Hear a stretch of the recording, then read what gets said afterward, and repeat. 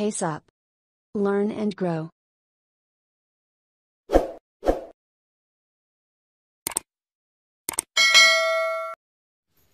Hello friends, welcome to our channel pace up.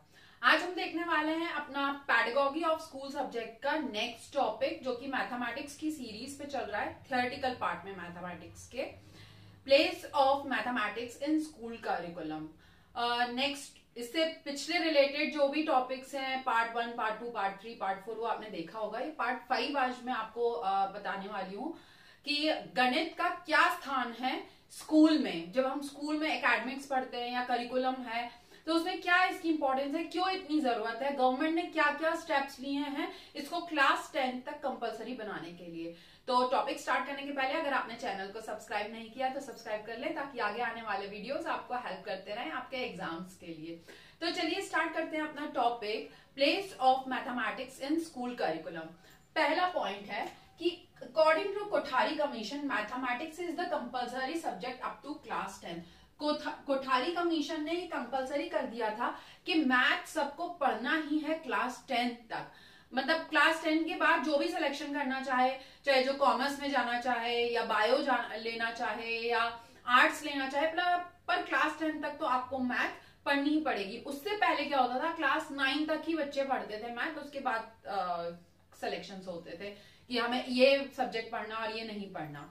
Anyway, mathematical knowledge is necessary to understand modern sciences like biotechnology, communication technology, genetic technology। ये पूरा point आपके correlation वाले part पे depend करता है, जो हमने सेकेंड और थर्ड पार्ट में मैंने आपको समझाया है कि कोई भी सब्जेक्ट पढ़ने के लिए, समझने के लिए आपको मैथ का नॉलेज होना कितना जरूरी है और कैसा जरूरी है। वो पॉइंट्स आप एक बार जाके पार्ट 2 और पार्ट 3 में जरूर देख लें, आपको बहुत अच्छे से क्लियर हो जाएगा कि हर एक सब्जेक्ट में मैथमेटिक्स का रोल होता है। 10 + 2 + 3 education pattern has been started from 1972 to and 1975।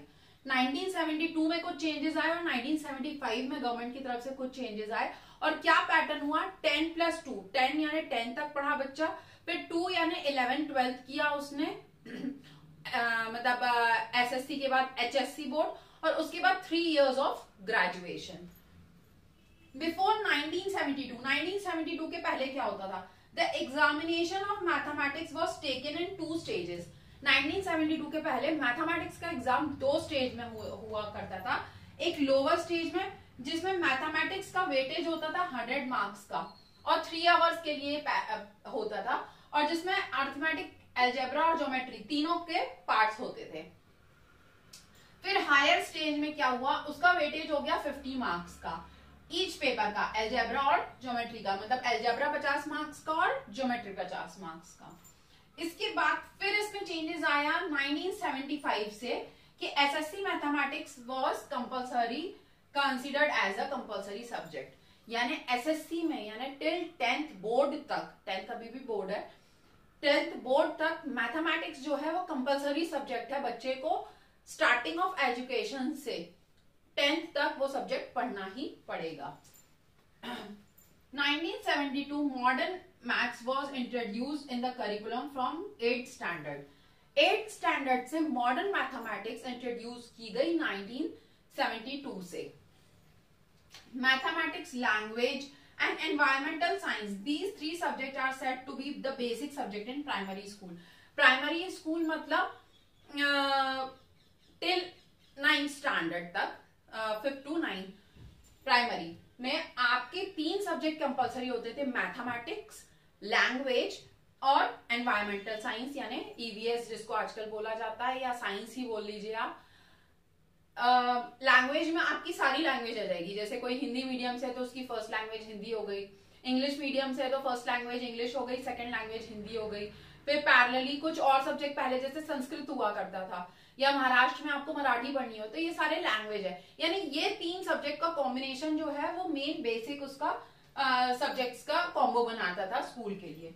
According to national curriculum policy NCP के ऊपर भी मेरा एक आपका वीडियो है, आप वो जाके देखिए चैनल में, आपको क्लियर हो जाएगा एनसीपी की पॉलिसीज क्या क्या है।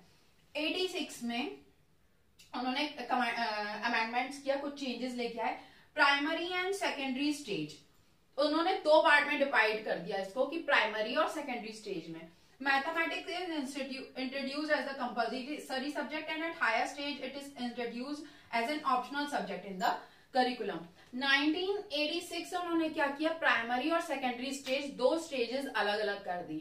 आपको ये पता है कि प्राइमरी स्टेज में आपको कंपल्सरी ही पढ़ना है और सेकेंडरी स्टेज में आप मैथमेटिक्स को छोड़ सकते हैं। मतलब आपने 10th तक मैथमेटिक्स पढ़ी और उसके बाद मान लीजिए आपने कॉमर्स ज्वाइन कर लिया, तो फिर मैथमेटिक्स सब्जेक्ट्स आपको नहीं पढ़ना पड़ेगा, आपको फिर कॉमर्स रिलेटेड सब्जेक्ट्स पढ़ना पड़ेंगे।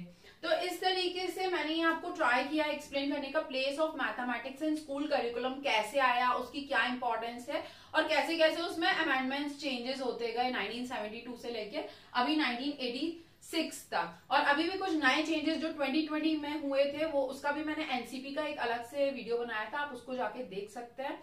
होपफुली वो आपके लिए बहुत हेल्पफुल रहेगा समझने के लिए कि एक्चुअली में एनसीपी है क्या।